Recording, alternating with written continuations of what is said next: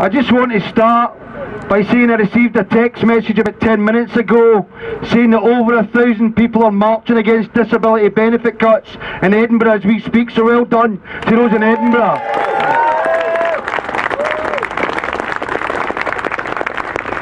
I was very fortunate 3 or 4 months ago to be part of a Scottish delegation that went to Cairo to witness the revolution in Tahrir Square. And I asked one of the protesters there, what can we do to help your revolution?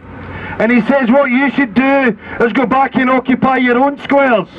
And that's what we've done all over the world.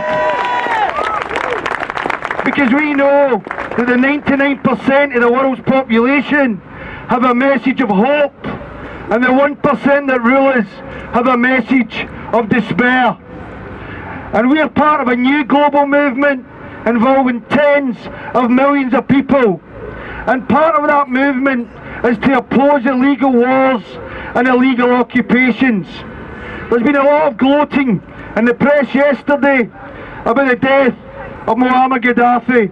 And I'm sure there's nobody here who shed a tear for that tyrant.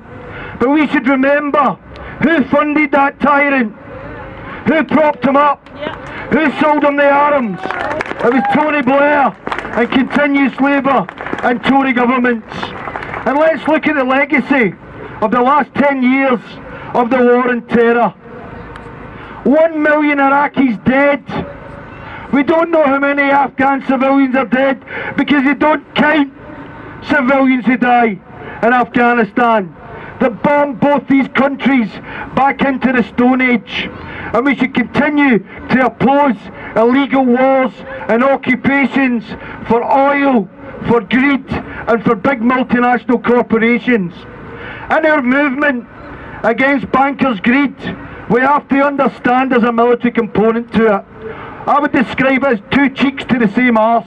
The banks and the military corporations, they go hand in hand, and we need to make sure that as part of this movement we're fighting for peace, and we have a clear message. For every pound that you spend bombing Afghanistan, you should spend it on pensions, on free education, or schools, or hospitals. And we need to let them know, Sarkozy, Cameron, Obama, we're coming to get you. So on Monday in Glasgow, we will have a commemoration vigil for all those that have died in the illegal wars, including the soldiers who have been sent there to fight these wars. So please join us at the Suspension Bridge at 6 o'clock, and let's keep up the fight. This movement's just starting, not finishing. Thank you, words. I first met Margaret Giaconelli outside her house when I was standing between the front door and some hired looters sent by those boys in the big building to your left there. She'll explain why and what happened and what is wrong with it. Wow! Hiya. Is that okay? Right, I'm just here today to let you know what happened to me through the Commonwealth Village.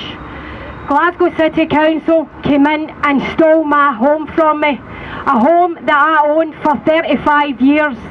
They still haven't paid me any money. I'm still homeless. They also took 6 businesses from local people, and they still haven't been paid the money.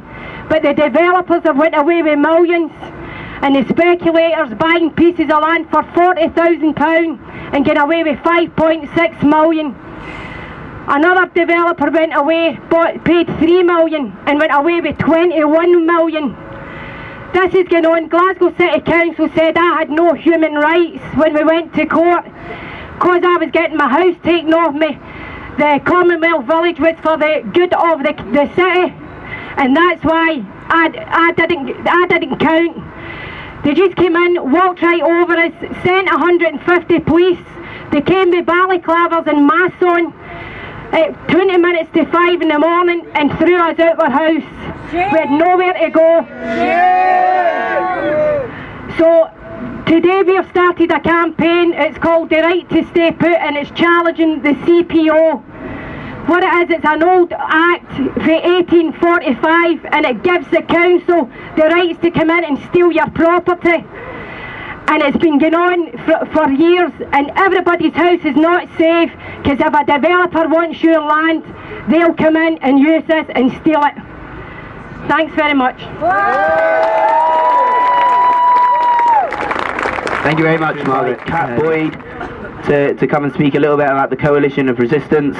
We do have a cat, so fantastic.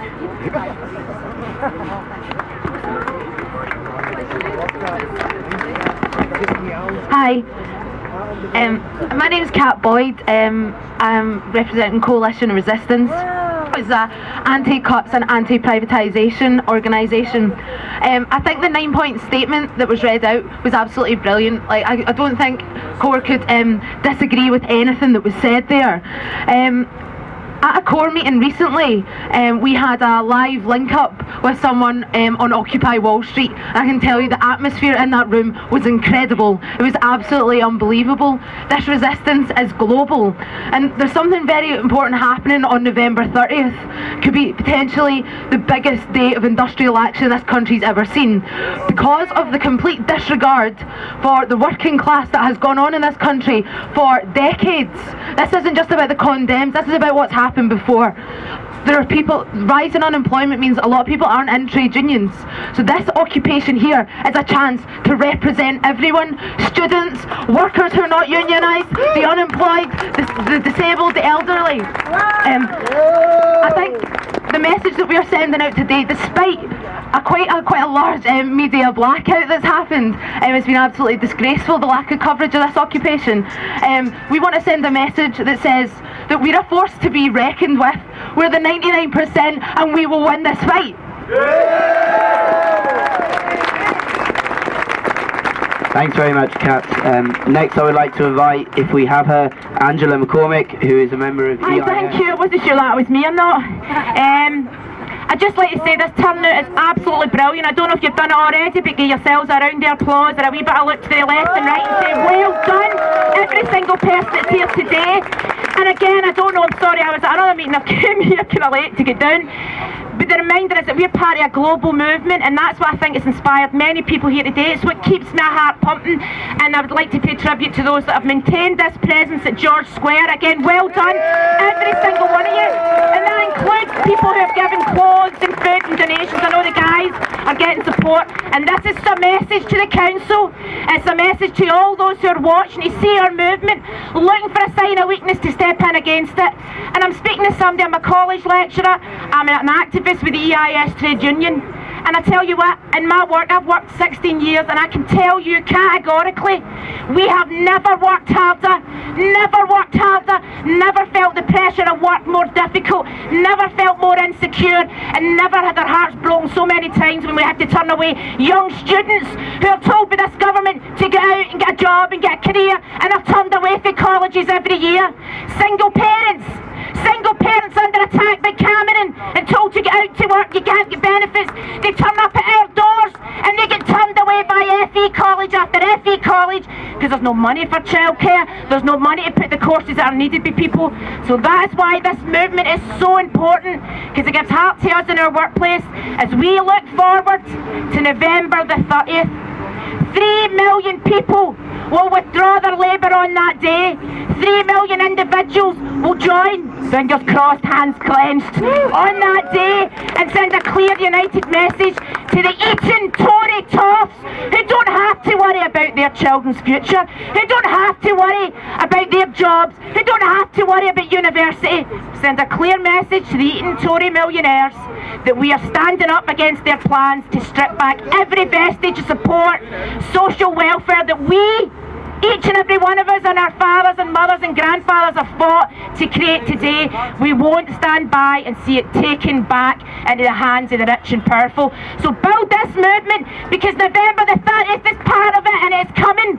And lastly, to all the trade unionists, to all the activists, to all the people in Edinburgh marching today for the hardest hit, hold our heads high, look to Toronto, look to New York, look to Madrid, look to Wall Street, look to George Square, and look to your friends and workmates and neighbours and colleagues, because we have the power. We just need to know our strength, organise, and we can get rid of this condemned lot.